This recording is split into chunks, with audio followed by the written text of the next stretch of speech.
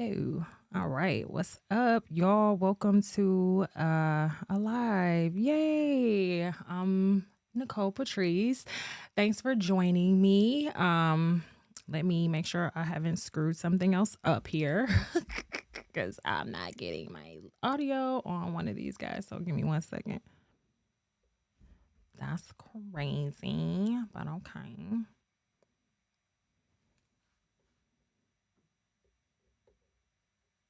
Hello, hello. Nope, that ain't doing it. 1 second, y'all. I gotta work out one little thing.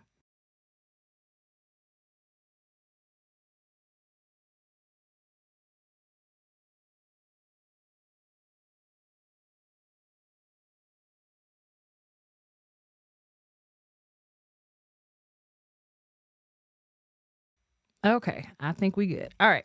So, welcome to another episode. I'm your host, Nicole Patrice, and let's just go ahead and get into it. Y'all know that I've been trying. Sorry, get myself situated here. All right. Damn chair don't want to cooperate. So, y'all know that I've been trying to stay on top of the migrant crisis and the handling of it by our mayor of Chicago, where I live, Brandon Johnson, who was recently elected, I believe, since May. So, we're only 8 months in, going on 9 months, could have had a baby by now. And it's not getting better. I mean, I imagine it should get better, but it's not. So the shelters in Chicago have been under scrutiny since really since the beginning, because honestly, he's not been transparent, the mayor, and how he is selecting properties, how he is hold on 1 second. Let me make sure y'all getting my audio because I'm not seeing my audio come through this thing. 1 minute.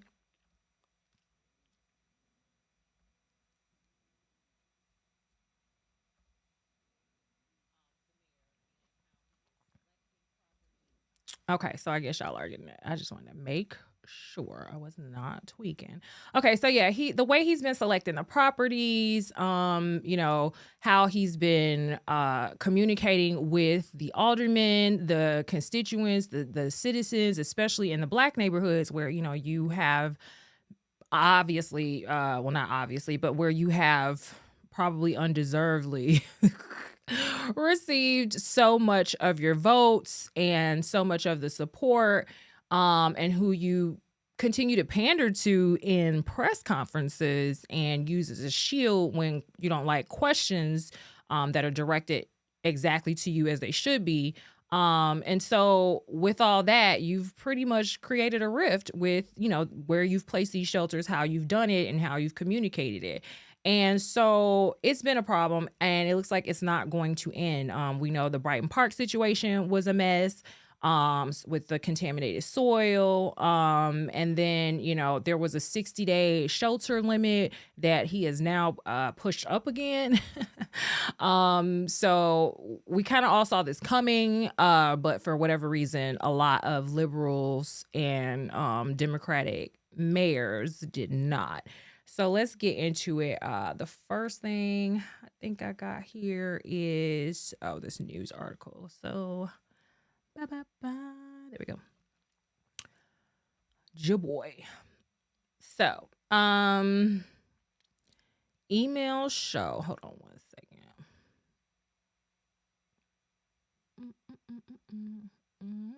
All right, there we go. Oh, you didn't like that. You didn't like that I did that. Okay. All right, I got you 1 second. Child, things don't be thinking. All right. So, oh yeah, y'all can't see the thing again. That ain't it. Bruh, where did my window go? You gotta love it. There we are. All right. So, email show Johnson city officials notified about sewage, roaches, and illnesses at Pilsen Migrant Shelter almost 2 months before boy's death. Highlighted problems. So the 5-year-old who died at the shelter in, I believe it was like December. So this would have been then they've known about issues at this shelter since approximately October, maybe even September. So let's see. Mayor Brandon Johnson and his administration received complaints about unsanitary and unsafe conditions at a Pilsen migrant shelter as early as late October, more than a month before the death of a 5-year-old boy focused attention on the state of the facility, emails recently obtained by WTTW News show. On December 17, 2023, Jean Carlos Martínez Rivero died at Comer Children's Hospital after falling ill at a migrant shelter in the 2200 block of South Halsted Avenue.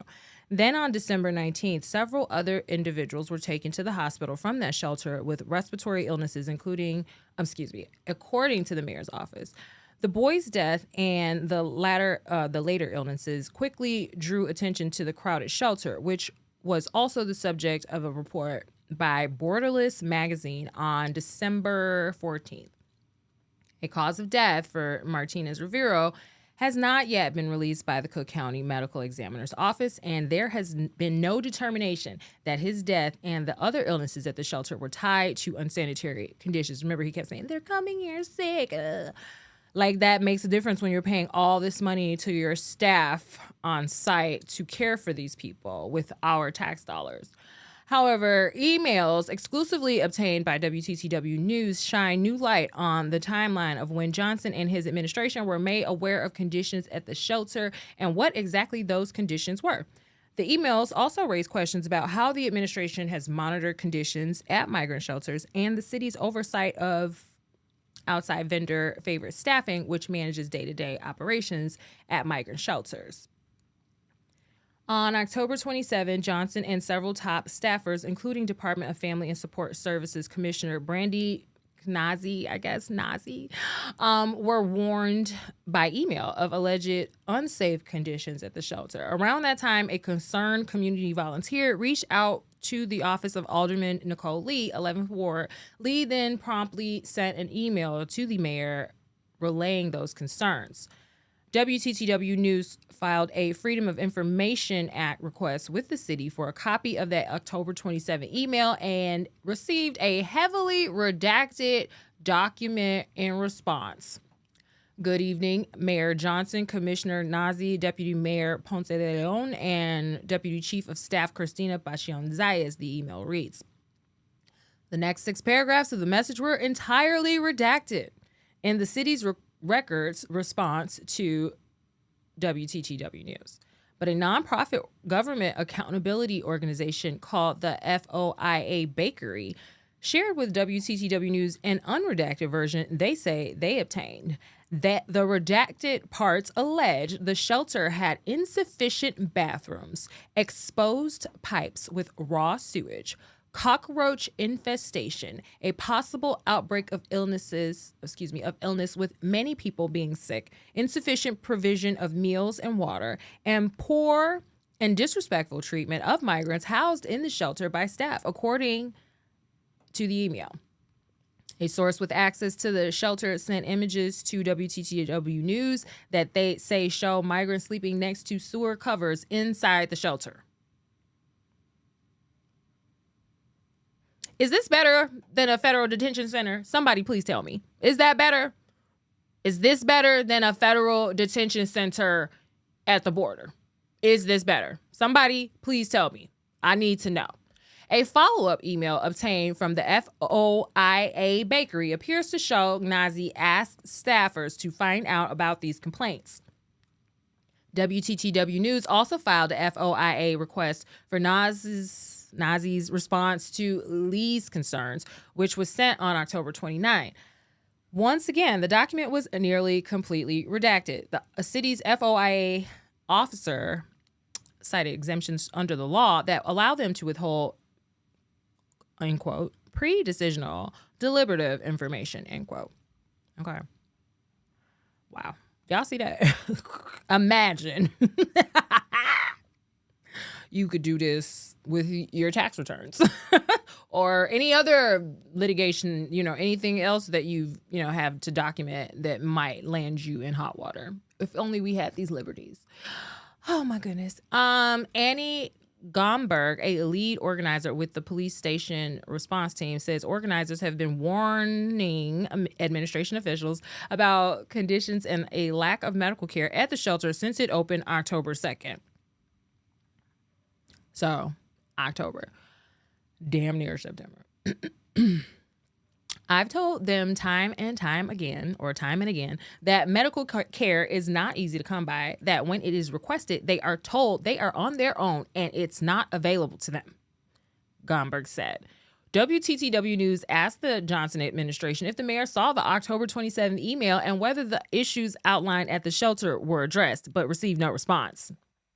Right on par. In a statement, Lee said she is focused on the living conditions of migrants. As I have expressed in multiple engagements with the mayor's office, I remain concerned about the living conditions within the shelter at 22nd and Halsted. I join my colleagues in the city's council in urging the city to do more to ensure the safety and well-being of our new arrivals, the statement reads. Transparency around the conditions at these shelters is crucial, and we will continue to push for information and accountability in order to ensure individuals under our care are treated with the humanity that everyone deserves.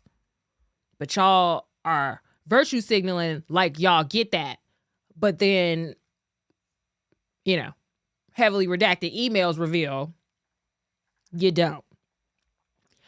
In response to questions about the site's concerns, favorite staffing vice president Keenan Driver responded with a statement. Favorite Staffing takes all staff complaints very seriously because we are concerned not only about the migrants, but about the safety and well-being of our own staff, it reads. Because, somebody knock you upside your head, too. But I'm sure he's talking about, contagions and stuff. During a December 20 interview in WTTW News, Chicago Tonight Black Voices, the mayor repeatedly was asked if the conditions at the Halsted shelter were safe. Everything I've done is to ensure, oh my God, I can hear his voice. I think I did watch this. Everything I've done is to ensure the safety of all the migrants arriving here, Johnson said. The concerns people express, these are new concerns. Remember, there are 4,000 people living at police districts. They were ambulatory runs there. Oh yeah, we saw this video. We watched this together. This is when he said they're coming here sick. Multiple times is to imply that somehow medical professionals are only reserved for healthy people. Gomberg, especially the well-paid ones, because favor ain't fair. If it has to do with conditions they don't want, Gomberg says that she doesn't believe the city is justified in keeping the information in those emails redacted. If it has to do with conditions and they don't want that information public, I would think it's going to prevent anything from getting better, Gomberg said. Right. If it has to do with conditions and they don't want that information going public, I would think it's going to prevent anything from getting better, Gomberg said. Y'all want people to be quiet about what's wrong when y'all know you should not accept this. No one should. Y'all want to talk about humanitarian effort. What's humanitarian about this? Please explain it to me. How is this better than the federal detention centers? How is this more humane than whatever y'all claim Trump was doing to everybody? Oh, and don't forget, Obama had detention centers too. I believe the family separation started under Obama, if I'm not mistaken, but don't quote me on that. We'll look that up eventually. But yes, this is ridiculous. The shelter is now home to 2,547 people, according to the latest city data Wednesday. Facility issues continue to persist, according to people who have recently visited the shelter. So, child, that is crazy because you keep asking for money in efforts to, combat this and help your cause, which was to provide wraparound services and welcome everyone with open arms because you weren't a racist. But what are you now? A dimwit? I don't know. Is that better than a racist? I guess so. A dimwit who's going to cost people their lives? Okay. If that makes you feel better inside, oh my God, we're so happy for you to be part of your morality experiment. Jesus Christ. Anyway, shelters overcrowded. So y'all saw they said 2,547 people in that one shelter. These are rehabbed, or not even rehab, just, fashioned, whatever that means, warehouses for human habitation, because humanitarian response. Whew. The ads. I just don't want to hear it. Directors, our goal is not only to make travel as seamless, effortless, and as fun as possible, but also to take our guests further than they would normally go. To be able to show them things that more equipment, including cots, is being dropped off at this Loop migrant shelter. When the Shuttered Standard Club opened as a shelter last more equipment, including cots, is being dropped off at this Loop migrant shelter. When the Shuttered Standard Club opened as a shelter last spring, it housed over 760 new arrivals. Today, there are over 1,200. When the Gage Park Field House was converted into a shelter, residents were told it could hold as many as 250 people. Today, it houses almost 400. That shelter is bursting at the seams. We have the two original sides of the field house that were designated for men and women, and then we had to open up additional space in the basement and in the cafeteria area to put more beds in. The city's largest shelter at a Pilsen warehouse was originally planned to house 1,000 new arrivals. It now holds 2,500. We have 15,000 people right now in city shelters, and the growing need has made it very difficult for the city to be able to provide dignified conditions. Mutual aid groups, including Southwest Collective, have been talking to shelter residents as the groups hand out food outside. Executive Director Jamie Groth-Cyril says they tell her it's so crowded, illnesses are spreading easily. That there's not enough space for people to quarantine. The second is the medical intake. It's taking too long for people to get seen and then followed up with. Overcrowded shelters was expected. The city decompressed the police stations, and during this cold weather, new arrivals have been moved out of warming buses at the landing zone. And because the money is drying up, Mayor Brandon Johnson put a hold on opening new city shelters and paused the 60-day shelter eviction policy until February 1st. All of these shelters were designed to be temporary and try to move people out, but we've seen that come to a screeching halt with the addition of more bodies being sent here. Aldermen and mutual aid groups fear that if the city does not open new shelters soon, this humanitarian crisis can turn into a humanitarian catastrophe. Watch breaking news on YouTube. Who could have saw that coming? To ABC 7 Chicago Eyewitness News. Who could have possibly seen this coming? Huh? I mean, who could have seen this coming? There's no way you could have predicted hundreds and thousands of people suddenly appearing in your city could cause economic collapse and a further lowering of the quality of life of everyone in your city. Hello. And so now you want to spread that mess to neighboring towns, right? Neighboring suburbs, and they are not having it. Hold on one second. I wonder, make sure I'm not getting ahead of myself here.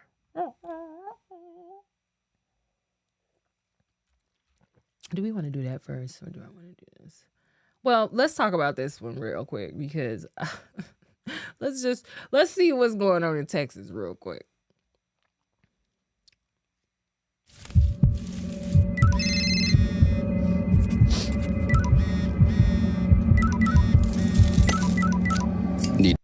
NBC5 investigates tonight's Chicago's ongoing migrant crisis. In an effort to discourage bus companies from dropping off migrants unannounced in the city of Chicago, the city has leaned heavily on fines and filing lawsuits. And tonight, NBC5 Investigates has learned one of those bus companies is fighting back with a lawsuit of its own. Bennett Haberly has the story. The steady stream of migrants arriving in Chicago over the past 18 months has now eclipsed 33,000 people, according to the city's latest data. Since August of 2022, at least 600 buses have brought them here.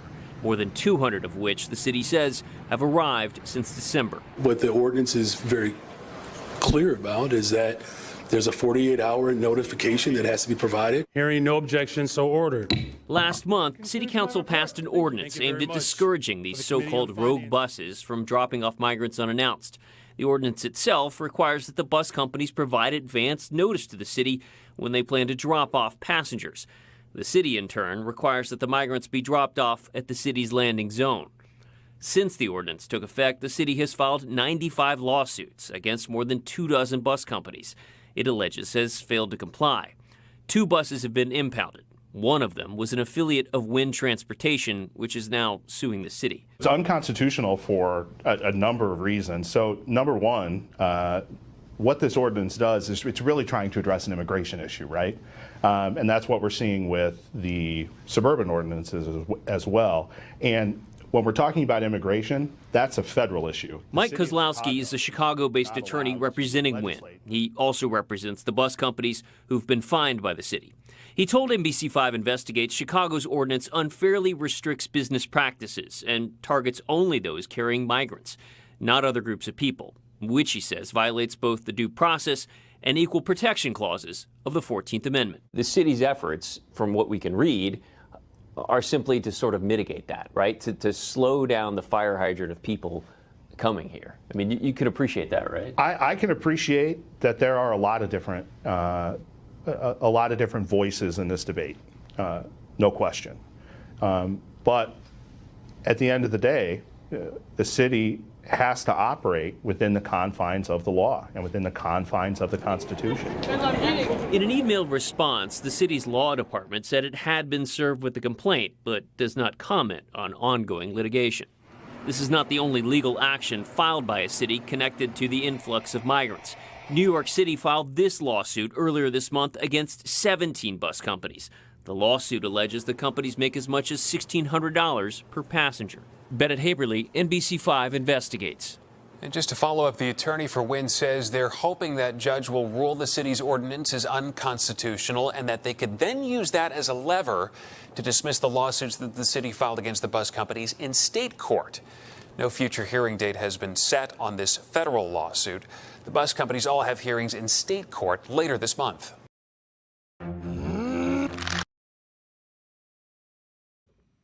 Y'all remember when I said that New York was unconstitutional? All this is unconstitutional. You cannot sue no damn buses for dropping people off. That's their job, stupid. And you especially can't do it because they migrants. Y'all tried it. Oh, my God. And then he's bragging. Hold on. Let me see if I can find that video where he's like bragging, Mayor Johnson, like, I'm the one who gave y'all the idea.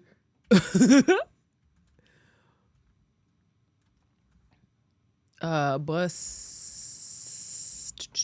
ordinance. I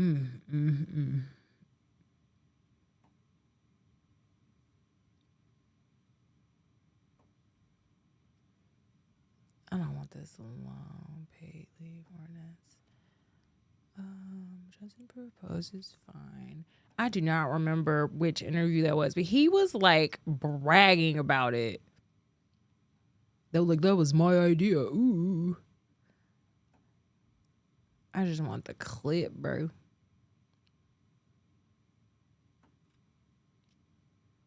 That's fine. Let's just look at this. Oh, no. Yes, let's do this. So your boy. So y'all, I'm sure I'll find that video eventually and pull it up or like post it on the thread or the stream. But he definitely was trying, like, I was the one who gave the other mayors the idea. Like, he had to make sure that, you know, he had the feather in his cap before Eric Adams got any shine on it. And it's like, you should have waited a second before you made sure to say that you were the first to do it and it was your idea. You're the pioneer of the bus impounds, because it's illegal, right? And so unconstitutional is going to basically like he said, like the journalist said at the anchor said at the end of that clip, was that is a lever that now knocks all your suits away. So y'all just wasted more taxpayer dollars suing these people, because lawyers don't sue people for free. And all them cases about to get thrown out. Why they play you? Why? They don't know the Constitution? Your lawyers don't know the Constitution? This is crazy. Anyway, so yeah. He says one of his questions to Mayor Johnson at this meeting is regarding public safety. How you just gonna start all the way? Let's turn to Chicago's migrant crisis that has steadily become a crisis beyond the city limits. Mayor Johnson canceled this week's sit-down with several suburban mayors who are also dealing with rogue buses. But now we understand that meeting is back on, but with a much smaller scale. NBC5's V Win has more on this growing problem of housing and... What is a rogue bus, bro? They are so wild for this. They just making up like criminal, terms. Like, what is a rogue bus? Is it a Terminator? Like, do the wheels come out and it flies and then it just swoops down and drops migrants off at the top of a skyscraper? You guys sound crazy. It's the Cape Crusader, huh? Is this like in a Batmobile? It's like a Batmobile type thing, and it throws like little traps out and like, diverts the police and avoids capture. Like, what the hell is a rogue bus? Y'all are getting so creative with not doing what y'all said y'all was gonna do and making it sound like, I'm not racist, I'm just like not capable. and caring for asylum seekers. Chicago Mayor Brandon Johnson is scheduled to meet with a group of suburban mayors next week to provide an update on the migrant crisis and the city's ongoing efforts to house them. Whether you agree or disagree with what's happening on the border, and I think we all agree the system's broken and how to fix it. Mayor Gary Grasso of Burr Ridge received an invite as part of the executive board of the Metropolitan Mayor's Caucus. He says one of his questions to Mayor Johnson at this meeting is regarding public safety. All of us are concerned, of course, about our residents and their safety, and also the migrant safety, and especially here we are going into another Arctic weekend. This comes as the city says 4 more buses were expected to arrive today in Chicago, bringing the number of new arrivals to more than 34,000 since August of 2022. We are simply running out of space, and the mayor's team is doubling them up simply because we have nowhere else to put them. 15th Ward Alderman Raymond Lopez says the shelter capacity at the Gage Park Fieldhouse in his ward has doubled. We talked about having roughly 200 or 250 migrant asylum seekers living at the park, and we are up to nearly 400 now. He's concerned about health and living conditions, saying they're seeing the same problem at the Pilsen shelter where the 5-year-old boy died last December. He says capacity more than doubled, with 2,500 migrants now living under one roof. We are putting people in harm's way, and for all of the money that Mayor Johnson and his team are spending to address the migrant crisis, we should be able to deliver better. As for the mayor's meeting, it will take place next Monday at 4 p.m. Several mayors telling me they plan to attend virtually. Reporting from City Hall, V1 NBC5 News. Several mayors will attend virtually. But like, I don't know, y'all, because it was sounding like at least one of these dudes was like, screw you. Like, you don't run nothing, bro. Like, you wanted to do this on your own, son. Like, I don't have no obligations to you, so why would I, Like, hold on one second, let me find it, because algo paso, with my little notitas. Come on, notitas, ¿dónde están?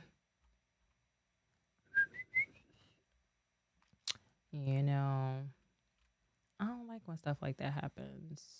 There we go. Ugh, I can see now. All right, so new Lenox mayor says he won't attend Johnson's meeting on migrants. You cannot say we're a sanctuary state. Ooh. You cannot say we're a sanctuary state. All right, so hold on, let me make sure I go back to something that I skipped here. Ay, caramba. I know how to work things. Yes, I'm a good person. All Okay. So yeah. New Lenox Mayor says he won't attend Johnson's meeting on migrants. You cannot say we a sanctuary state, fool. It's a video. Let's pull up the video so y'all can say. Mayor Baldermann, just to start, when were you first notified about this meeting? And from what you understand, what was the purpose of this caucus? Well, with everything that I have going on, I don't attend all the mayor's meetings that exist out there. But through the caucus, I just found out last week that there was going to be this meeting that was proposed to meet with Mayor Johnson to discuss the migrant busing issue. It was supposed to be today, right? Got postponed because of the weather. Do you think that's really why it got postponed? Well, aside from being mayor, I'm also a school superintendent, and all my kids were able to make it to school today. So I don't know why a cold day would be a reason to cancel a meeting, especially if it's something that everyone felt was that important. He's so evil. Explain to me your reason for not attending. And then I understand several other mayors weren't planning on attending. So, right. So, I can't speak for anyone else. I can just speak for myself. As you know, I had a conversation on this program about an ordinance that we passed, an executive order that I passed, and an ordinance that we passed, talking about busing coming here and not allowing anyone to get off in our community from the buses, that we would be directing them to Chicago. I think there's a disconnect. The way that Chicago is handling this migrant crisis is something personally that I can say, I'm not happy about. We certainly want to work with everybody, including the mayor of Chicago. If he wants to tell us where he wants these buses to go, we're happy to send him to that location. He could certainly articulate that with the governor of Texas. But when Chicago took a stand, they passed an ordinance and said that they were not even going to allow their citizens, their residents, to have a say in as to whether or not they want to continue to not enforce immigration laws or, to continue to be a sanctuary city, that they weren't really interested in what their own constituents had to say. I think that speaks volumes. This is a political game that's being played, I really believe, and I'm disappointed in the way that things are being handled here at the state and at the city level. And quite honestly, we're happy to treat everyone in a humane way. But as the mayor, I've got a lot on my plate, and I'm not going to be caught up in this political nonsense. Has New Lenox gotten any more buses ever since the ordinance passed? No, we've had a few more that have come through our community, but none have stopped here. They have again stopped in the towns adjacent to us. And then were sent on their way. But no, we haven't. And again, I want to reiterate, we understand the crisis, the humane issues that are here, and we feel horrible for so many people that are just looking for a better way of life. But it's really frustrating as a local official when our federal government and our state government are just ignoring our immigration laws. And we here in small local governments are having to deal with these issues. It's incredibly disappointing, and it's just wrong. Did you see Governor Pritzker's ad in the Texas paper that he took out Sunday? I didn't see the ad. I saw the letter that he had sent to Governor Abbott and saying that he wished during this weather crisis that he wouldn't be sending people here. I understand that. I mean, this is difficult, but the reality is, my understanding is that a lot of the people are requesting to come to these cities. So they're being sent where they're requesting to go. You cannot say we're a sanctuary state, we're a sanctuary city, and say, but only during warm weather days. I mean, that's it makes no sense whatsoever. This is an absolute failure at our border. And like I told you the other day, you've got this crisis for people that's becoming a national security crisis within our borders. And the federal government and our state government are dropping the ball here.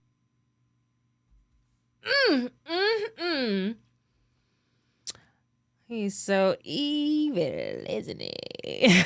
That's so evil. Did you hear how evil that new Lenox mayor is? He is so evil. With the relentless asking people to use common sense and stop playing political games because you want a virtue signal. What? Meanwhile, people are suffering for real on every side of this, except you guys. You know, maybe your image is suffering. Your future votes are suffering. But for some reason, you don't seem to care. Why would that be? Anybody want to do some math? Hello. Hello. All right. So new Lenox mayor was not playing with y'all. Tim Baldermann. Okay. He said we weren't going to this gosh darn meeting no damn way. We weren't going anyway. And so the first, I believe, let me see if I can pull that up real quick. Twitter, Ann Ahern. Oops. Better than me. Ann Ahern. I told y'all when your boy Brandon started hitting her with the listen, when he was cutting her off, I told y'all, especially when he was at the one with the church and she said, why don't you just turn the buses around? She was already on his jugular. With her foot. And he decided he was going to keep squirming or maybe spit at her or claw at her ankle. And now Mary has got her foot. She got a whole stiletto, sir. A kitten heel probably. Right in your jugular, and she just twisting that motherfucker. Mary Ann is on your neck, sir. If you don't like Brandon Johnson, and I know you don't, you need to subscribe to Mary Ann Ahern Twitter, okay? Mary Ann, Craig Wall, there's a couple of them, but Mary Ann, I called it. I don't know if y'all saw that episode, but I was like, when he was there with them preachers and he left, because she was like, when you gonna just say turn the buses around? Why don't you, do you think that's an option, sir? I'm asking you a question. He kept, listen, and then he left. He left after that. He was done. Mary Ann fried him. And I knew then, I said, child, I went right to Mary Ann's Twitter, and I follow, and I hit the bell. And so every morning, Mary Ann be popping off shots like pop, pop, pop on this fool. So let me just show you. Mary Ann is getting this fool. Hold on. We got the rat, y'all. We got the rat. The rat hole in Chicago is the thing now. This shows you how sad we're losing it, y'all. We're losing it. They're worshiping a hole made by a rat, y'all. We really in some fucking trouble, y'all. Please help. This way, Brandon Johnson, blink twice if you need help. You see how he be in the conference like, that nigga really need help. All right, so Mary Ann been going off on son, but let me just see if I can pull up. Oh yeah, here we go. This where she really had me in tears on this one. Second invite goes out for a meeting Monday on migrant crisis with suburban mayors from Chicago's mayor. After a few said yes the first time, this meeting in person or by Zoom. She called it then like, sir, I don't think it's because of the weather. I think they just don't like you. First invite, 250 leaders. Second invite, 5, bro. Oh, excuse me. Only exec board of Metropolitan Mayors Caucus. Wow. And so there was... a meeting that should have happened in his first 30 days, not almost a year later. And I and many others with Chicago had a recall process in place. Is from the Burninator, Stevie at the Burninator on Twitter or X or whatever. Bro, he's so right. Yeah, this is incredible. Another form of burgeoning civil war, okay?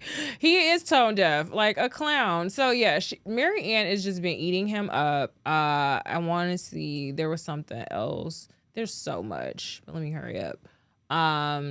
Yeah, he's in D.C. since Wednesday. He didn't have a public schedule, and I haven't heard anything from him, I don't think, because there's been a few things, but let's see if I can pull it up on her feed. If not, I do have a video. There was some issue again with his use of abuse of power. And then I don't know if y'all saw that when I scrolled by. All right, let me come back here. I think I got it right here anyway. Yeah. Brandon Johnson's campaign fund has returned dozens of contributions totaling more than $50,000, including money given by city contractors after his 2023 election in violation of city ethics rules. So that's on the Sun-Times website. You can read more about that. Like Cacciatore here, Johnny Cacciatore on Twitter says he's giving back the money because he was, quote unquote, caught. His, quote unquote, team very well knew the city ethics. It's a friggin' test given to every employee that works for Chicago every damn year. However, Mary Ann had pointed out, no, don't do that to me.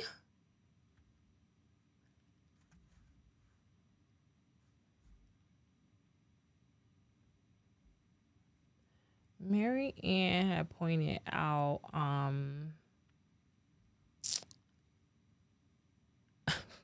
buses are just killing these people. Let's see. Come on. I know. Okay, maybe it was further back. She had pointed out that only a few, oh, here we go. Close to 200 City of Chicago employees have failed to take ethics training. Employees and officials who violated the ethics ordinance for failure to timely complete 2023 ethics training pursuant to the authority vested by the Board of Ethics under Section 2-156-505 of Chicago's Governmental Ethics Ordinance.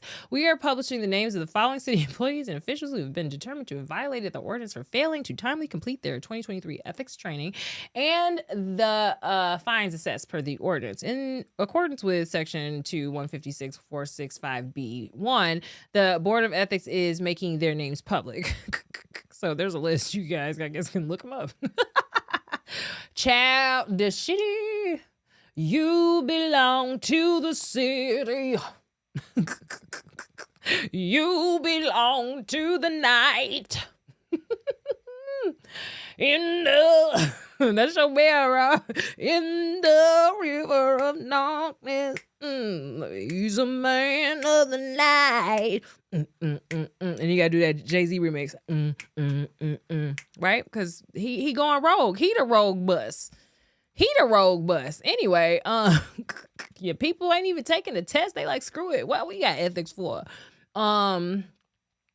So yeah, and then it looks like someone shoved a staff person. Jolie shower. Stop spending money on all that skin and hair care if you're not going to address the root of the problem. Mayor Brandon Johnson and his staff got into a bit of a kerfluffle today on Capitol Hill. The mayor was in Washington, D.C. for a series of meetings. Bloomberg reporter Ian Kullgren tweeted that a female staffer for the mayor shoved him for trying to ask the mayor a question. He added, quote, "First time in 15 years as a reporter I've had anything like this happen. Unbelievable." Mayor Johnson disputed that story, claiming that Kullgren was the aggressor. He added, quote, "My administration does not condone physical assaults on staff members of any kind. What is also not acceptable under any circumstances is elbowing a woman half your size in the chest and then falsely claiming that you were the victim." We reached out to Kullgren for a response. He says he stands by his story. So this guy is, Washington, a known Washington reporter. And Mayor Johnson says, nah, fool, you hit her in the chest first. Now, this isn't the first time that Buddy's administration, referring to Brandon Johnson, has been under any scrutiny for physically accosting women. I mean, Alderman Ramirez Rosa had to apologize for grabbing Alderman, I believe her name, Emma Mitz. So, hey, I don't know what, trying to stop her from the sanctuary city referendum vote, which, New Lenox's mayor referred to as your very blatant signal that you don't care about anybody but yourself and your virtue signaling, and your political game playing. So yeah, that is crazy. And then I saw an editorial with the Chicago Tribune that said no migrant. Let me see if I can pull it up. Let's see this migrant shelter stays Chicago. I know they're supposed to be putting people out over the course of yeah, so we talked about this, how they couldn't get the permits, and so they're coming up on the 60-day limit. And then, so he just announced that limit 2 months ago, and then their limits started approaching, and only 1% had gotten work permits so far. And then now he's extended. I saw an editorial piece from Sun-Times that said no migrant should be kicked out of a shelter in this weather. And so then sometime after that, and obviously this is the stuff we were talking about here. But I know there was, let me just pull it up here. No migrant kicked out of shelter. Yeah, here we go. January 12th, there was an article. You belong to the city. Yeah, so let's see. All right, so this was that Tribune opinion piece. I guess we can go through it. No migrant should be kicked out of a shelter in this weather. I have not read this until now. I hadn't even known I could get access to it because, you know, the Tribune is out of my, you are out of my league. Okay, costs a little too much for me. All the things I believed. All right, Friday saw Mayor Brandon Johnson first news conference in 3 weeks, which even accounting for the holiday season is way too long an absence from the podium. Ooh. All right. Yeah. Even accounting for the holiday season is way too long an absence from the podium. Nonetheless, we wholly concur with Johnson's emergent purpose to announce that the 60-day rule for migrants occupying city shelters had been suspended in light of the frigid weather. Whatever your opinion of how the Chicago migrant crisis is being handled, all reasonable Chicagoans can agree that no family should be kicked out into this kind of cold and left to fend for themselves, let alone folks from a much warmer country. Oh my gosh. When the weather turns this chilly, and all such rules should wait for a thaw. We were similarly glad that Governor J.B. Pritzker wrote to Texas Governor Greg Abbott on Friday imploring him to suspend his busing program. We'd called for that too. Texans are decent, compassionate people. Few would want Abbott to be so reckless with human lives. We hope you're staying warm this weekend. And to our Republican Iowa readers, a hearty crew, we say that there might just be only one good reason to leave the house on what is forecast to be a frigid Monday on the Hawkeye state to cast your vote in Iowa's leadoff caucuses. Oh my gosh. Americans who care about our democracy are counting on you to keep our skin covered and your democratic instincts at the fore. Yay! Lollipops and gumdrops. Yeah. I mean, it's okay. Yeah, no migrant should be kicked out of a shelter in this weather. However, what about the homeless in Chicago? What about the vets? What about the citizens? What about the blacks in the community that you claim to care so much for? What about all those people? Because I can't imagine that you have room for all those people and the migrants when you've given priority to the migrants. The people in the tents in the Loop, I don't think have truly had a consistent offering of warming buses during the winter. However, migrants, yes, they do. And I believe that's kind of a slap in the face when they have to ride the CTA, the Red Line or whatever all night to stay warm when you're pulling buses up to the migrants and saying, hey, hop in, even though they're overcrowded. So I'm not trying to pit a migrant versus blacks situation because that is not my intention. It's a nobody versus nobody except all of us versus them few little idiots at the top with their coins playing the shit out of us, okay? This is a Monopoly game, and you ain't nothing but a pawn. You think you own your square. You think you own something. You think you run shit. You don't run a goddamn thing, because look at what's going on. And these people are blatantly showing you that they don't care about your opinion. They don't care about your quality of life. They don't care about your health. They don't care about your motherfucking safety. And they basically letting you know, hey, we gonna get the votes no matter fucking what, one way or the fucking other. Whatever. So hey, enjoy. But yes, so this is clearly an opinion piece because yeah, you've not made this much of a fuss about people being outside in the winter until now. You've not made this much of a fuss about migrants until now. I'm sure many undocumented folks in the U.S. who have been ducking and dodging and doing what they got to do without the required status have a lot to say as well. But, you know, as usual, they just gonna mind their business and stay low. Okay. So, yeah, migrants going door to door for helping Queens, right? Like, you know what I'm saying? The people, them undocumented that came before Biden would never be doing this. When have you seen this? What is the real story of January 6th? Many people have asked that question. Some people have. When migrants first came to sanctuary cities, Democrats rolled out. And y'all know how, I don't know if y'all know, but I try not to pull up Fox videos. I don't know if y'all noticed that, but I try to avoid the Fox videos because Fox be trying to play us too like we really slow. Like they all play us like we slow, but Fox is really like extra with it. Like so cartoonish with it, and it's so problematic for me.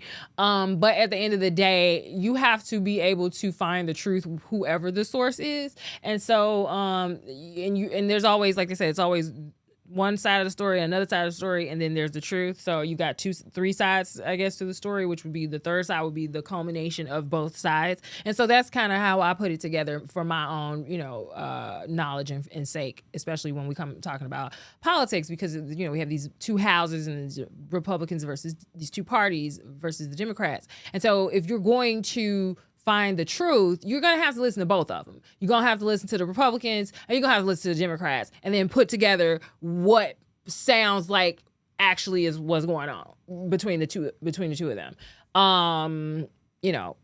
Bernie Sanders, third party, all them folks, independent. A lot of them have been bought. I mean, just look at what happened to like the Black Panthers and the Civil Rights Movement and any other movement that tried to work outside of the established status quo and the government, as and capitalism and the established enterprise of those who have already kind of gathered and kept all the resources to themselves. This is not new. It's really all the same playbook, just playing out over and over again. It's just like, when we gonna catch on, y'all? So hey, I will take everything they say with definitely a grain of salt, but this is the only way you're going to get the truth on certain issues, especially around the border and Biden's administration, because honestly, the most of the mainstream media is left-wing, radical, and they've been bought. Yeah. The red carpet. They pitched them wedding tents, filled them with recliners, popcorn machines, Xboxes. Leaders of sanctuary cities campaigned on the issue and boasted about all the illegals they'd let in, remember?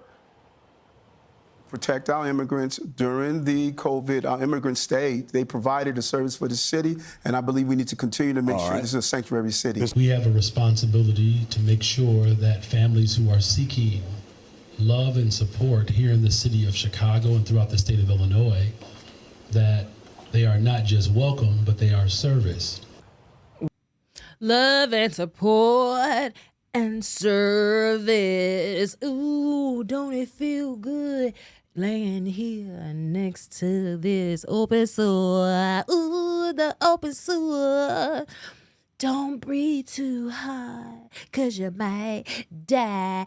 Oh, it's okay, 'cause the migrants feel the love from Brandon Johnson. Sorry, that was a sexy little R&B cut that I know Brandon want to write, so I did it for him.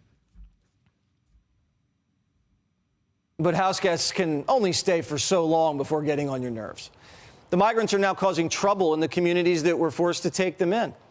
Migrants are turning their children into little banditos, sending them into stores to steal food and clothes. They're also canvassing neighborhoods, going door to door to panhandle, using Biden phones as translators and asking for food and for cash. Migrants have assimilated quickly, though, and are now adopting one of the oldest tricks in the book: running into traffic, faking getting hit by a car so they can extort the driver for money. Maybe Loverboy can take care of that case. And the people have had it. In Chicago, 70% of people say focusing on housing new migrants is hurting American citizens.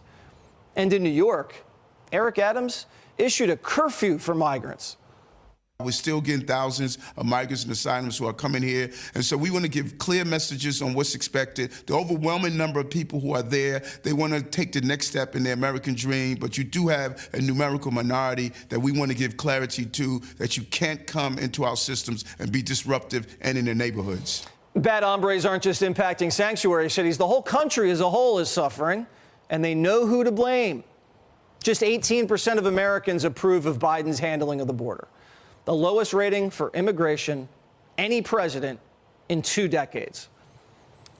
Raymond Maniscalco has had migrants show up at his front door to Panhandle, and he joins us now. Raymond, so is it just knock, knock? Let me have some dinero? What does it look like? What they're doing is they're ringing doorbells. They rang my doorbell, and my girlfriend answered, and they stuck a government-paid telephone right in the face. They're already pre-programmed in English, and it said, can I have some money? And she turned them away. There was 2 little children with them. They're going door to door. They went into Marine Park during the Christmas holidays at night, and the neighbors were concerned. They were scared. They were coming in through the side doors, ringing doorbells, asking for food, asking for money. Just this week, they stole one woman's laundry in front of her house. They're getting free Metro cards, so they take the bus into Kings Plaza to the shopping center, and they're robbing stores inside there. They're panhandling in the middle of the street. It's madness. I mean, we feel bad for anybody that can't put food on the table when they have young kids or can't wear a warm coat in the wintertime, but I mean, this is enough. I mean, we have enough panhandlers as it is that are American citizens. We have enough thieves as it is. I mean, obviously, this city is full. It's full. There's no jobs. I thought they were coming here to work. There's no jobs here? No, there's nothing available. There's 1,700 migrants in the Floyd Bennett fields with nothing to do. They're freezing to death in there. They have to leave their bunker area in order to wash up and take care of their needs. The children are not being schooled. It's a horrifying situation. It's only going to get worse. Are you giving them any money, or what do you think? Does that just encourage more panhandling? No, it doesn't make a difference. They're not going to stop. They're very incessant with what they're doing, and I don't see an end to this situation. I don't. Do you blame Mayor Eric Adams? Because I mean, he's just handling the wave that Biden let in. He is. He's asked the federal government for help, and it's funny that he went to a Democratic mayor who went to a Democratic president 10 times and was shown the door 10 times. Shown the door, yeah, and now they're probably going to indict him. That's right. You don't mess with the big guy. That's funny, but dead ass. Sad situation. All right, Maniscalco, no relation. Just to clarify. Ay, Thank you so much. Shown the door 10 times. Okay. And so, yeah, it's like, what's going on with the permits? You know, if you say they came here to work, then when they gonna work? Because this is just getting worse and worse. And then they still coming. Like, what we doing? The math never gonna math. So what's this? Everybody, it's Tony Robbins. How you doing out there? Middle of the storm. Oh. Thank you. We are continuing to look into just how few asylum seekers are receiving work permits. Sources tell CBS 2 that only approximately 1% of the 26,000 migrants in Chicago got those documents with city assistance. CBS 2's Sabrina Franza has been digging deeper into those numbers. She is live at City Hall. Sabrina, we're also learning more about why that number is so low. We are, and that number really boils down to three things: the cost of the application, the documents available, and the immense demand. So the jobs are there, we just got to get them the right status. Alderman Bill Conway explains why so few asylum seekers have gotten their work permits. The only ones eligible are people that were here before August 1st, and they're from Venezuela, essentially. The cost to fill out that application is over $400. There is a form to waive that cost. Alderman Conway's office has helped some asylum seekers fill that out as part of a 31-page application to get that permit. Turnaround time is around 2 months. The demand is extremely high compared to how much work permits are actually being processed and distributed. Emilio Arujo is the Director of Development and Communications at Onward House, a nonprofit organization that has helped countless immigrants resettle not just over the past 2 years, but during their decades-long history. When someone comes to the city and they are looking to get find their footing, we are one of the first places that they might go because we do a lot of the case management support.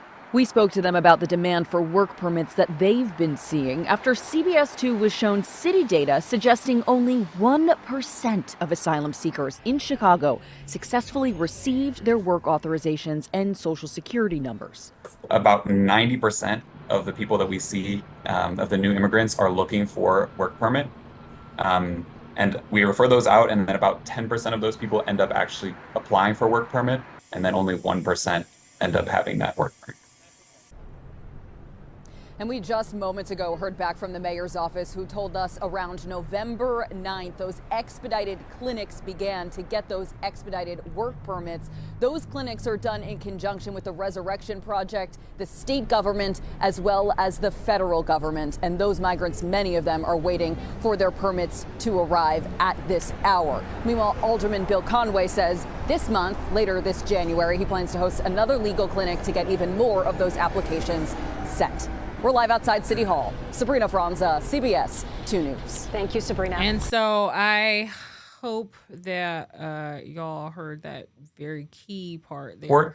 We spoke to them about the demand for work permits that they've been seeing after CBS 2 was shown city data suggesting only 1% of asylum seekers in Chicago successfully received their work authorizations and social security numbers. About 90% of the people that we see, of the new immigrants, are looking for work permit.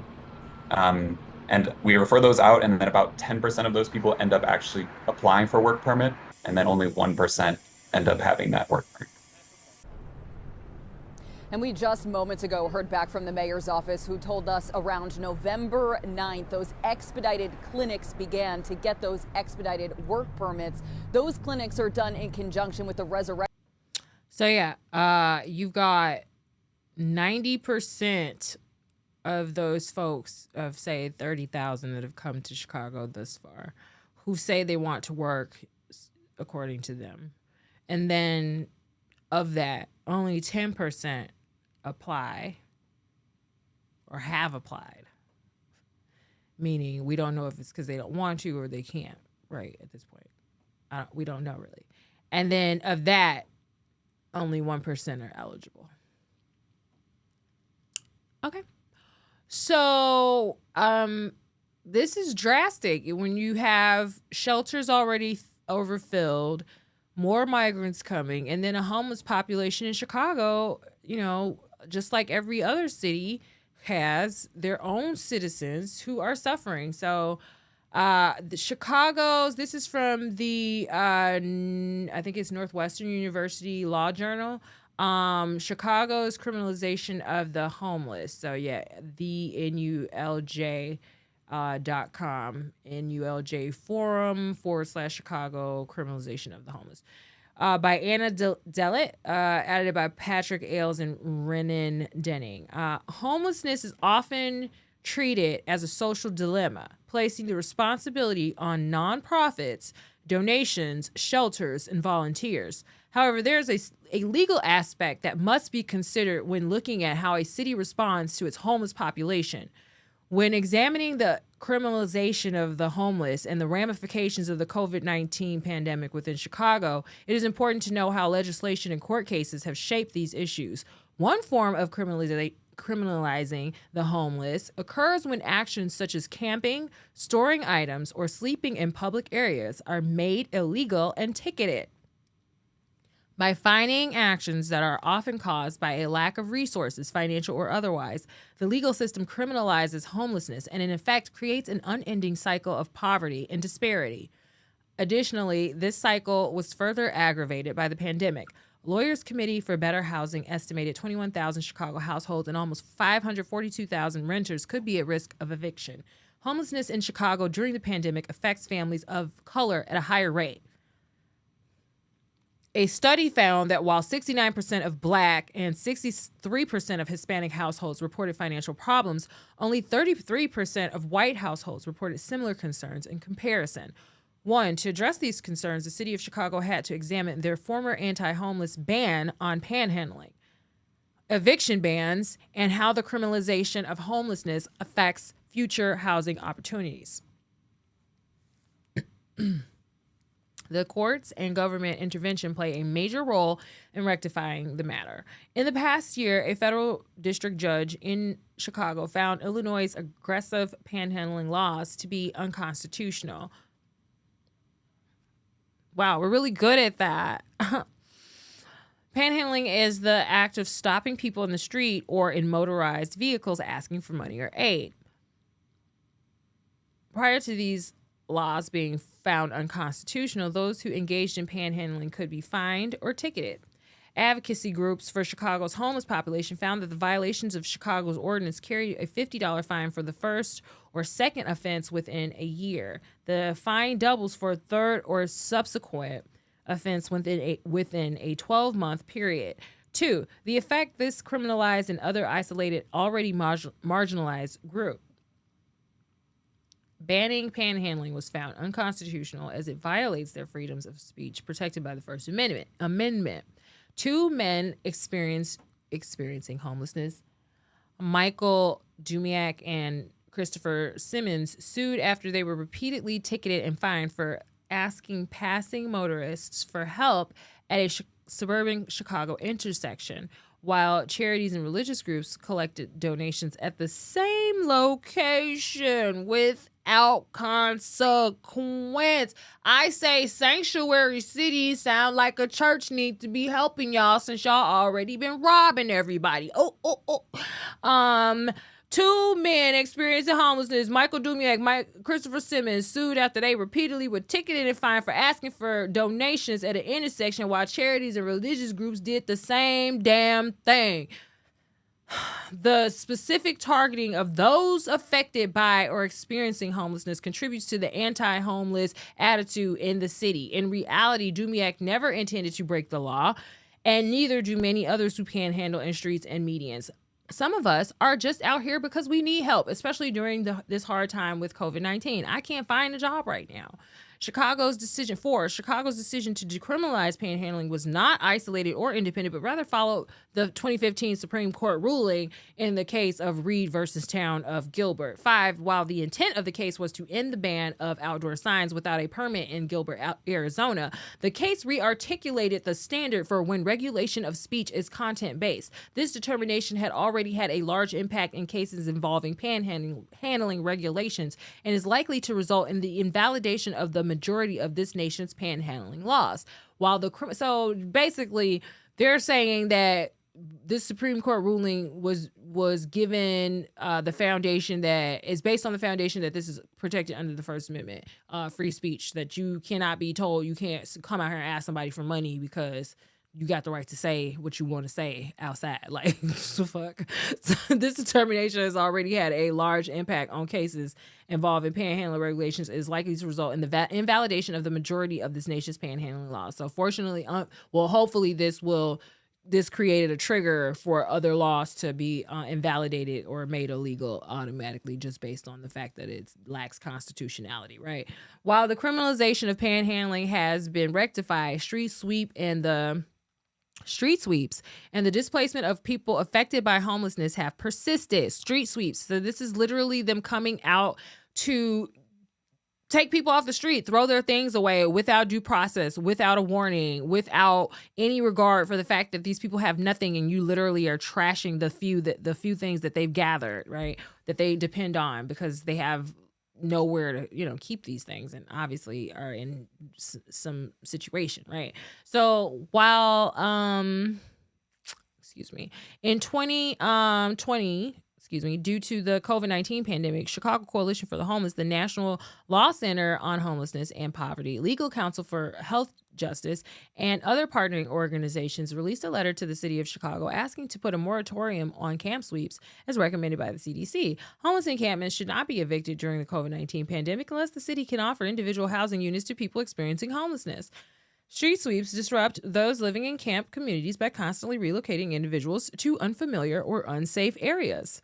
Chicago Coalition for the Homeless found in their investigation that in the past few months, we have witnessed city crews threatening ticket people for sleeping on the sidewalk in Uptown, force elderly and disabled people to move their property in the middle of the winter for no apparent reason, bulldoze a tent city while seizing tents that looked almost new and recently occupied, and attempted to seize the tent of a homeless man who was present and asserting that the tent belonged to him.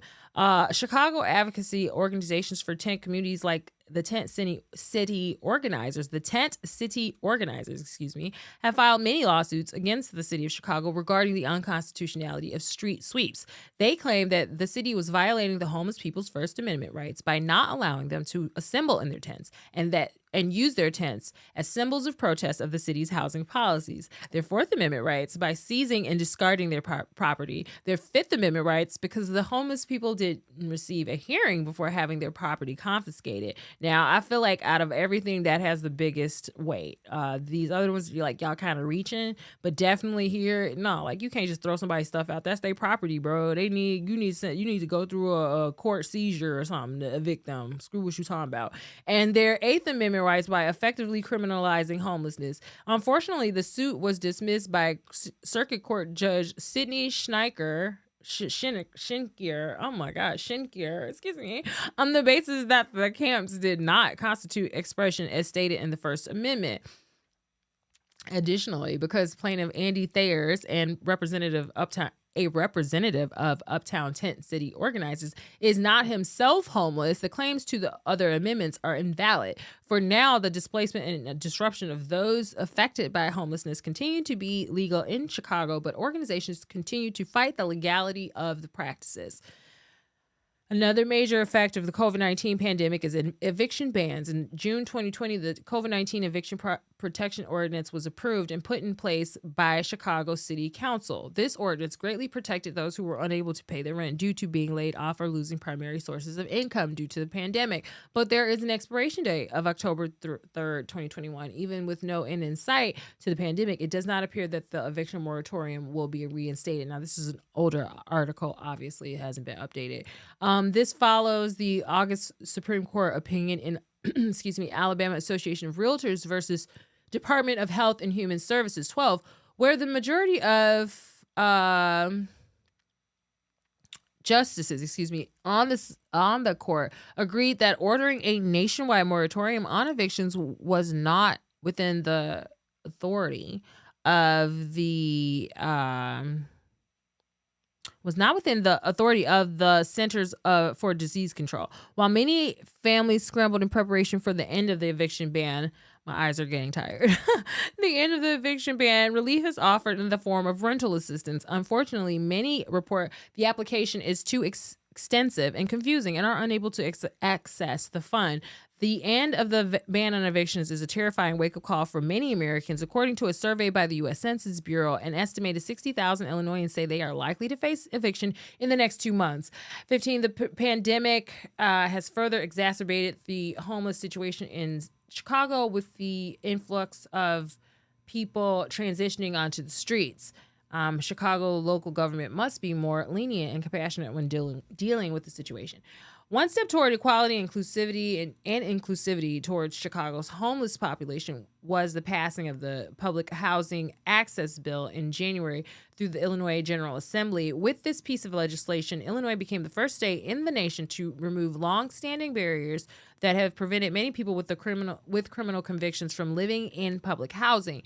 This is important because, according to Taylor de la Vega of the National Law Center on Homelessness and Poverty, having a criminal record makes you ineligible for many housing programs. Like that, what would be the point of that? Even a history of police interaction, which is common for people experiencing homelessness, can support a housing provider's decision to deny admission. The bill sets a limit of 6 months for how far back public housing authorities can look back into a future tenant's criminal record and limits the power public housing authorities have to deny housing solely based on criminal history. In the past, experiencing homelessness is solely connected to a decline in physical and mental health. For people with criminal records, the risk of homelessness is staggering, and it only increases their likelihood of further interaction with the criminal legal system. More than 25% of people experiencing homelessness report being arrested for an activity that was directly related to their homelessness. This creates a vicious cycle and directly ties criminalization and homelessness in an inequitable relationship.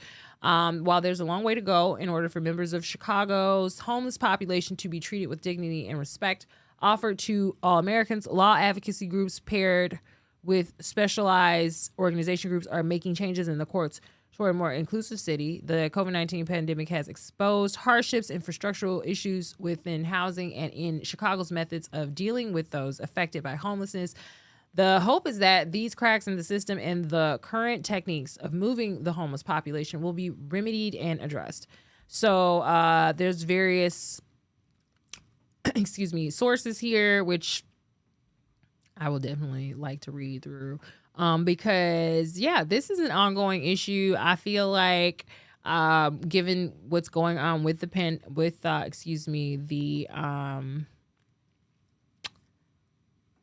what is going on with the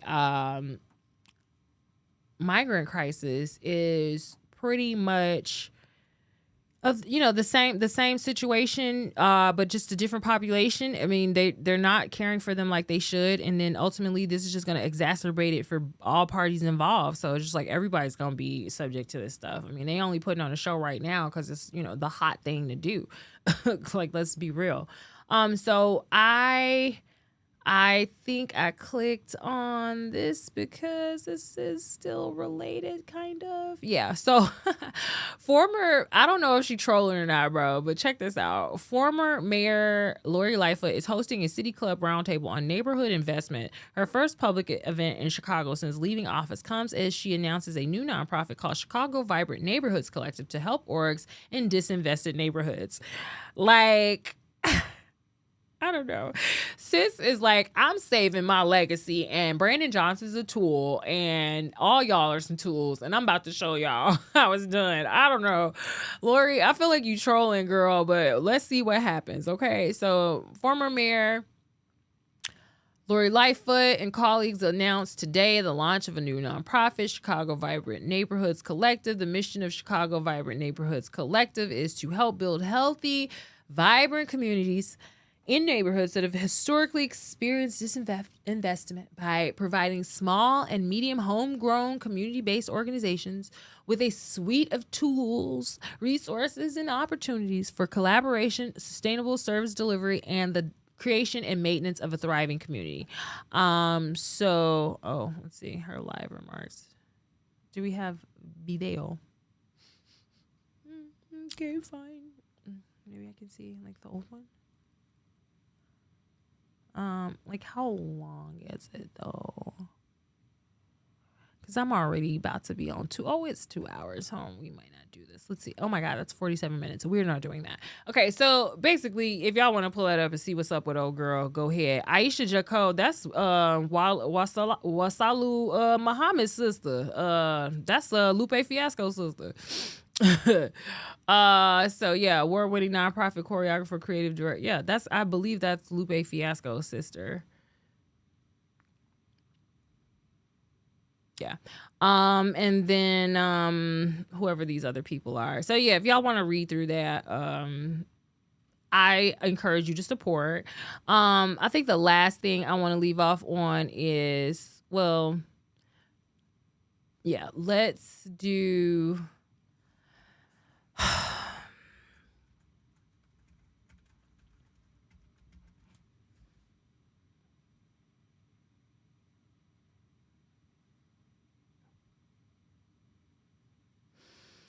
let's look at this. An overreach. UIC police arrest Palestinian student for marking campus property with messages supporting Palestine. Video shows. This is CBS 2 News. Chicago, CBS. A Palestinian American student was handcuffed, arrested inside her classroom, kept in a holding cell. Let me see if I can find the video because it's so much more interesting. But you can see these images. She wrote in a permanent marker, it looks like, out of frustration. I mean, there's a genocide happening. They are pushing them people off that strip, and Netanyahu is pretty much like 10 toes down on it. Like, I want what I want, I'm gonna get what I get. And the U.S. is not gonna fight them on it because it's a military foothold. They can keep trying to make it like it's religion and all this other shit. It's a military foothold in the middle of all them brown and black people, all of them Middle Eastern countries in Africa, and y'all are not gonna ever let it go. And it's pathetic that we really falling for this and watching these people murder these innocent families behind some bullshit. But anyway, on October 11th, University of Illinois Systems President Timothy Keelan released a statement on UIC's website. It condemned the attacks by Hamas on October 7th, which killed 1,200 Israelis, but many students and faculty felt the university failed to use the same strong language against Israel for killing nearly 1,000 Palestinians. Let me see if I can. And I'm pretty sure I was sitting in class and saw them scrubbing off some of the stuff she might have wrote. I know I saw stuff around campus, but it's it's frustrating. It's got to be frustrating especially if you're from there. I mean, I'm frustrated, and I never step foot in the Middle East. You know what I'm saying? Like, I'm not Palestinian or Israeli or none of that, and I'm freaking pissed, bro. This is crazy. Like, it's so much going on in the world, and we just are so desensitized to it. But let me just see if I can pull. Oh, here's the video right here. Tweaking. Applying for jobs. Tonight, exclusive body camera video obtained by the CBS 2 investigators raises questions about the arrest of a Palestinian American student at University of Illinois Chicago for defacing campus property. Our interview with the student comes just weeks after the U.S. Department of Education opened a civil rights investigation into UIC for allegations of anti-Palestinian discrimination. Here's Dorothy Tucker. November 14th, 2023. Put your hands on the wall, both hands. I'm gonna search you. It was very dehumanizing. Spread your legs. UIC senior. Put your hands behind your back. Honors student. Okay, now face your right. Fingerprinted. Push both of your thumbs like this. Okay, have a seat. Locked in a cell. It was gross. Alone for hours. It was filthy in there. Here she was in this filthy UIC holding cell, shocked to be under arrest. It should not have even gotten to that point. All because she wrote these words: Free Palestine. We want freedom just as much as everyone else wants their own freedom. The Palestinian American is afraid for her safety and her future, so she asked CBS 2 to conceal her identity. I'm going to be applying for jobs. Her fear? She could be blacklisted on internet websites. The student admits she wasn't thinking about any of that when surveillance cameras caught her marking up campus property. She was angry at the university. Just days after Hamas killed 1,200 Israelis, the president of UIC released this statement. It condemned the attacks by Hamas, but Arab American students felt the school failed to use the same strong language condemning Israel for killing nearly 1,000 Palestinians at that time. They've sent out an email in the first week that completely left us out. This student initially put up posters to support Palestine. But the posters and stickers were always being torn down within the day. That's when she picked up the permanent marker. targeting 10 spots, drawing everything from a Palestine flag to you can't erase Palestinians. Solely like places where if you walked by, you'd be able to see it. Some of her messages right next to graffiti that already existed. But she got caught. Just saw a student writing, I guess, vandalism over at 619 in between the two buildings. He's right here. Campus surveillance cameras captured a UIC employee dodging busy traffic in pursuit of his target. Female with a thing like a headdress thing on. Are you a student here? Yes. When police tracked her down, they did what they were told and watched the officer's reaction. If we do find the person and we do confirm the person, I want this person locked up. 10-4. Am I being arrested? Yes. Yeah. Yes. You are. Handcuffed, paraded in front of her classmates. The police report spelled out the charge: criminal defacement of property. I think the entire response to the student was an overreach of university power. Right, she's right here. This is the building where she's eventually arrested. Nicole Wen, professor of criminology, law, and justice, was at the police station. How long is this going to take? Are you her friend or what's going on? They were professor at UIC? Yeah. I was scared for her. I mean, as a faculty member, I see graffiti all over campus, and it's queer pride graffiti, it's homophobic graffiti, it's Tina Loves Tom graffiti, and we know that for the most part, this doesn't get reported as criminal activity. CBS 2 investigators found plenty of graffiti around campus on walls, doors, and sidewalks. But when it came to criminal activity, data from the UIC police shows 120 criminal defacement incidents since 2021. Guess how many people were arrested as of November 2023? Just one. This one. Do you think the fact that she was Arab American played any role in this? Yes. You know, the 911 call identifies the person who's being followed as a female with a headdress. With a thing like a headdress thing on. You can't help but think that that plays a role in why someone felt emboldened to follow her, to call the police multiple times, and then to lead to her arrest. Okay, now face your left. Not only was she arrested, but when you listen to the police chatter, this young woman, just months from graduating, was facing the most severe criminal charge in the system. Yeah, because it got initially supposed to be a felony. You're kidding. You're trying to get a felony for some marker. Really? Can you take the scarf off? Michael Fee. Yes. If they got a felony and she was convicted, it could mean up to 3 years in prison. But there was more. It was like the felony, and it got bumped down to a misdemeanor. No explanation given, but even the officers sounded confused. Once it was a misdemeanor, I was like, oh, can't we just cut her from the station? It's not a violent offense. Yeah. Not a flight risk. Like, then we got to send this. It's a pain in the ass. We can see that even from the police officer's perspective, this response was unnecessary and didn't make any sense. Wynn argues the university should have responded differently, maybe hosting a listening session for Arab American students. Or is it that she washes off the graffiti, for example? That didn't happen. Instead, 2 weeks after this nearly 7-hour ordeal, this one-page letter from the UIC Dean of Students, closing the case with a warning. And that was that. That was the last official correspondence. 1 week later, the criminal charge for writing these words was dismissed in court. Being Palestinian means that you have a target on your back, on your head, on your chest. You have a target everywhere. Just because the case was dismissed doesn't mean the charge isn't still in her record. A recent background check for a job she applied for found the charge, and she lost the opportunity. The student is now fighting to get her record expunged. In the newsroom, Dorothy Tucker, CBS 2 investigators. UIC would not do an interview or answer questions about the arrest. Instead, they sent a statement acknowledging the community's pain, saying they're working to engage with students and faculty on this issue. You can read their full statement on their website. In December, the Department of Education opened an investigation into UIC for allegations of anti-Palestinian discrimination dating back to 2021. Well. I'm just denying- Okay, I'm gonna ask y'all for that. Okay, CBS, you're a little aggressive.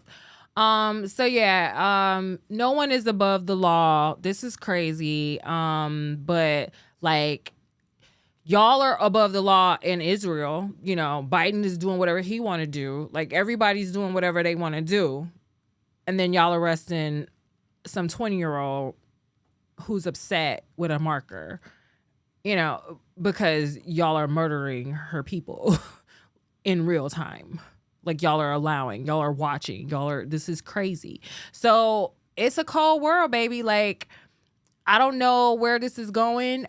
There's a lot that we can do on an individual basis, but allowing, universities and governments and politicians and all these people that we look up to are like, oh my God, you guys run everything. But they don't run anything without us. You know, we are the engine. We are the battery. Like, they may be the vehicle, but we are what makes it go. There's nothing that they can do without us. And so we have to start putting our foot down and really expressing that we are fed up. We will not take that, and we will not deal with that, and we do not stand for that. And these are against our principles. Like, where are the real people? Like, because all I see is a bunch of cowards. So, to leave this on another note, I wanted to get to a few things on Greg Abbott in Texas and how he's handling the border crisis, but I won't have time because it's already well over 2 hours. So I'm gonna leave off on this on a lighter note because it really is cold, y'all. In Chicago especially. Unfortunately, it's really good. My life was simple, predictable, routine. The bitter cold in Chicago is leaving, quote, a bunch of dead robots, end quote. Many Teslas won't charge because it's too cold. Drivers are complaining the charging stations are not working in the bitter temperatures. Some people were even forced to abandon their vehicles. Tech experts say cold weather can impact the ability of electric vehicles to charge properly. Tesla has not commented on the issue. Hello, I'm Mark Brown. Get more great ABC7 content by clicking. Mark, nobody cares. Anyway. Wasn't he that guy that was in that when they did the sketch of the guy and then they did the side by side with the reporter and the sketch of the guy looked like the reporter? Is this not him? Anyway. I'm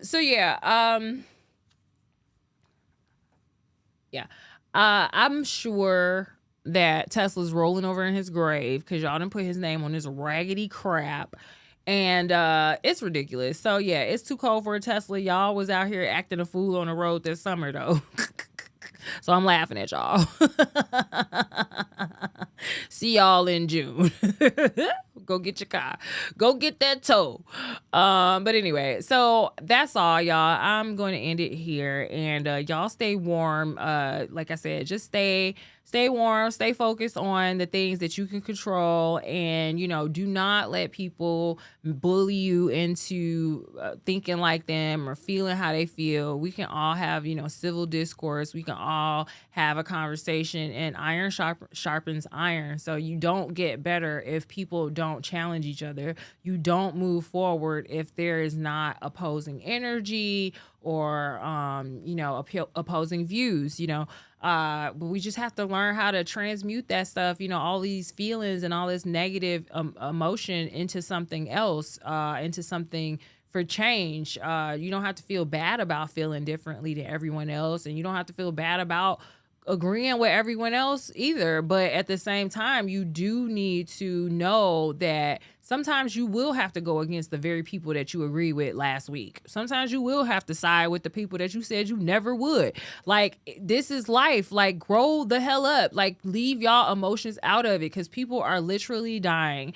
And, the world is a very cold place on so many levels. We got global warming, but we literally have people that are in control and in power that can make changes to stop deaths, to stop murders, to stop, the destruction of our planet. And they just will not do it. So you have to be, as the people, who are the base of that pyramid, in your numbers, in your might, in your strength, have to empower yourself with knowledge and empower yourself with an understanding of how things are working, and then put in place what you need to, or do what you have to do to change or fix or correct or elevate what it is that is wrong with our society, as you see it, because we are all leaders, we are all helpers, and at this point everybody done went rogue. So what you waiting on?